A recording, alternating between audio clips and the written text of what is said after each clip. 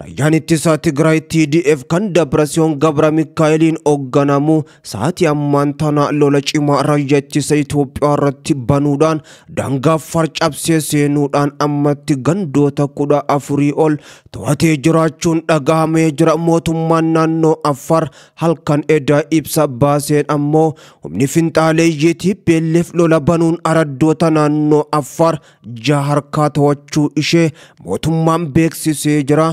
Waraanni Tigraay Special Commando humna guddaa qabu meeshaa humna ammayyaa hidhatee kan jiruu fi tankiiwwan ammayyaa'oodhaa fi akkasuma meeshaa farra xiyyaaraa fi diroonii ofirraa qolatu hanga funyaaniitti hidhatee kan jiru.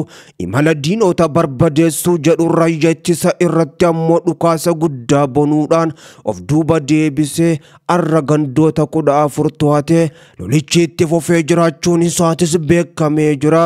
Mootummaan naannoo Affaar humna ittisa Tigraay TDF araddoota naannoo Affaar ammoo to'atan jechuudhaanis kan beeksise halkan edaa amma TPLF araddoota 14 ol to'achuun isaa himamaa jira. Raayyaan ittisa Tigraay TDF kan garee abuutiin hoogganamu daangaa farcabsee seenuudhaan lammiilee nagaa irratti dhukaasa banuu waliigaltee Piriitooriyaa ifaa fi ifatti cabsee jira jechuun bulchiinsi mootummaa naannoo Affaar ibsee jira. Walwaraansi mootummaa federaala Itoophiyaa fi garee Tigraay keessa dhuunfatee jiru TPLF gidduutti dhohuu mala jedhamuun sodaatamaa ture amma ifatti dhohuudhaan daangaa naannoo Affaar cabsuun humni Tigraay guddaan galee jiraachuun dhagahame. Humna daangicha cabsee galee kana ammoo qolachuuf jecha raayyaan ittisa biyyattiitii fi akkasuma komaandoon humna addaatii fi humni naannoo Affaar baay'inaan achitti geeffamaa jiraachuunis dhagahame. Ibsi waajjira kominikeeshinii Affaar Abut ollaa Affaar to'achuun booda jiraattota nagaa meeshaa waraanaa akka moortaraa fi akkasuma Zu-23 miidhaarra geessisuun hojii shororkeessummaa isaa ifatti jalqabee jira jechuun beeksisee jira. Mootummaan naannoo Affaar humni Tigraay kun moortaraa Zu-23 fi madfiidhaan lolicha gaggeessaa jiraachuu beeksise. Lolli akkuma kan duriisan ammas meeshaalee gurguddoon gaggeeffamaa jiraachuu fi fuulaa fi fuulatti ta'uun isaatis beekamee jira. Biiroon kominikeeshinii naannoo Affaar ibsa isaa maxxanseen gareen Abuut Affaar aanaa magaallee gandaa Toonsaa bakka warraa fi akkasuma milkii jedhamtutti daangaa qaxxaamuruun cahuudhaan har'aan tana haleellaa namoota nagaa irratti banuu waliigaltee Piriitooriyaa ifatti diigee jira jechuun kan balaaleffate haleellaa isarratti raawwatamee jiru kana gareen TPLF ammoo ibsa mootummaan naannoo Affaar laate kanarratti haga ammaatti osoo deebisaa illaatiin waraanicha itti fufee jira. Waraanni ulfaataa ta'uudhaa fi gareen TPLF kun akkaan guddaa ta'uun himamee jira.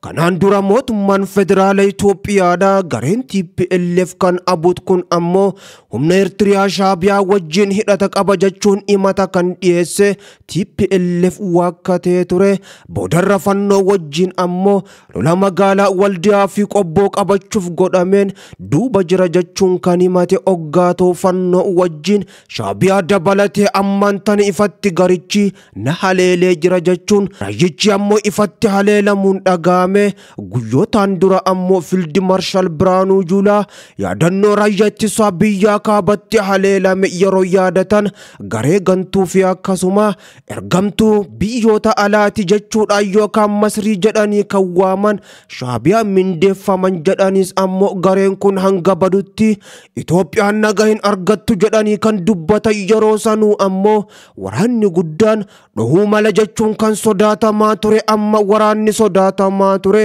jalqabuun ifatti mul'atee jira. Mootummaan naannoo Affaar gareen Abuut ammoo yoo balaa geessisuudhaaf dhufu meeshaalee gurguddoo hidhatee humna isaa baay'inaan qabachuun abbootiin Affaar kadhatanis garichi diduu ammoo kan eere. Ibsi bulchiinsa naannoo Affaar kun gareen kun ammoo taatee akkasiirra yoo of hin qusannete nageenya jiraattota naannichaa eeguudhaaf akkasuma haleellaa qaama alaa kamuu qolachuudhaaf itti gaafatamummaa isaa akka bahu bulchiinsi mootummaa naannoo Affaar ibsuudhaan garee kana nan haleela jedhee jira. Walitti dhaadannaan ammaatee kan ture amma fuulaa fi fuulatti waraana guddaa gaggeessutti cahamee jira.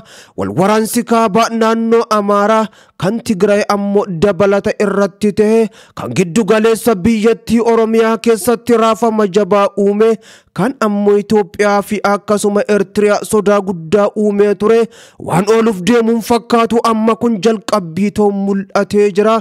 Fiildi Maarshaalicha fi ajajoonni raayyaa ittisa biyya Itoophiyaa yeroo garagaraatti garee TPLF ni barbadeessina ni balleessina, Shaabiyaa waraannee haleellee, Asab ammoo ni deeffanna jedhanii dhaadannoo dhageessisuu kan itti fufan osoo isaan Asmaraan qaqqabin asuma naannawa magaalaa guddoo biyyattiitti dhiyeenya jiru kiiloomeetira 500 gaditti waraanni itti dhohuudhaan amma daangaa naannoo Affaar keessatti lolli guddaan TPLF fi mootummaa federaalaa gidduutti gaggeeffamaa jira. TPLF akkuma kanaan duraatti meeshaalee gurguddoo mortora zuufii akkasuma madfii fayyadamuudhaan humna raayyaa ittisa biyyattii irratti haleellaa jabduu raawwachuun isaa kan himame wal waraansichi osoo hin dhaabbatiin hammaatee itti fufee jiraachuun isaa himameera. Kanaa wajjin wal qabatee fiigichi garaagarummaa waraanaan eeguudhaaf godhamu dhaabbachuu qaba jedhanaan qondaalli raayyaa ittisa biyyaa duraanii hoogganaan raayyaa ittisa biyyaa duraanii Jeneraal Saamoraa Yoonis naannoo Tigraay keessatti garaagarummaan ammoo yeroo uumamu garaagarummaa kana waraanaan furuudhaaf qabsaa'uun akka dhaabbatu kan dhaaman dabaluudhaanis ammoo garaagarummaan jiraatus karaa nagaa fi tasgabbii qofaan furmaata argachuu qaba jedhanii ergaa kan dabarsan ammoo guyyaa tokkoon dura har'aan tana waraanni dhohuudhaan gaggeeffamaa jira. Jeneraal Saamoraan waraana jalqabuuf deemu kana ammoo dhagaanii akka turan kan himamaa jiru oggaa ta'u kuni ammoo godhamuun qabu jedhanis amma waraanichi jalqabee jira. Jeneraal Saamoraan waraanni yeroo darbe gaggeeffame ammoo mariidhaan hiikamuu dhabuu irraa kan ka'e uummata Tigraay ammoo miidhaa cimaadhaaf akka saaxilamu godhee jira jedhan. Ammas ummanni ba'aa lolaa baataa jira kan jedhan Saamoraa Yoonis kanaaf ammoo dogongorri cimaan akkasii irra deebi'amee akka hin raawwatamne cimsanii dhaamanii jiru. Dogongora hamaa kanaan dura raawwatameen uummata Tigraay gatii hin barbaachifne kafalchiisee jira kan jedhan jeneraalli kun ammaan tana uummata Tigraayiif lolli gahee jira jechuun gaazexaa Addis Zamanitti himanii jiru.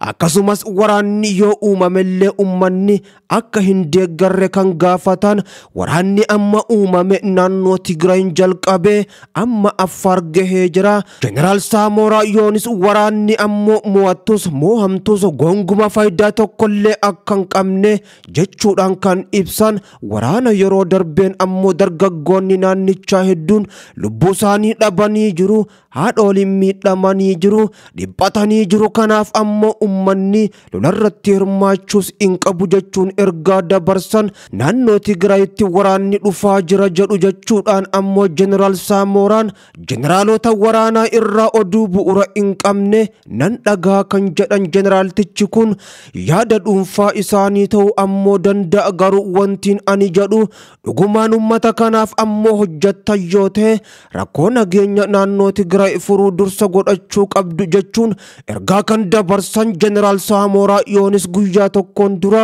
waraanni dhufaa akka jiru dhaga'uu kaasuudhaan amma ifatti waraanichi jalqabuun naannoo Affaar keessatti meeshaalee gurguddoon gaggeeffamaa kan jiru. Balaan sodaatame osoon ooliin wal waraansi mootummaa fi TPLF gidduutti dhohuudhaan dirree waraanaa naannoo Affaar ta'uun lolli balaafamaa gaggeeffamaa jiraachuun gabaafameera.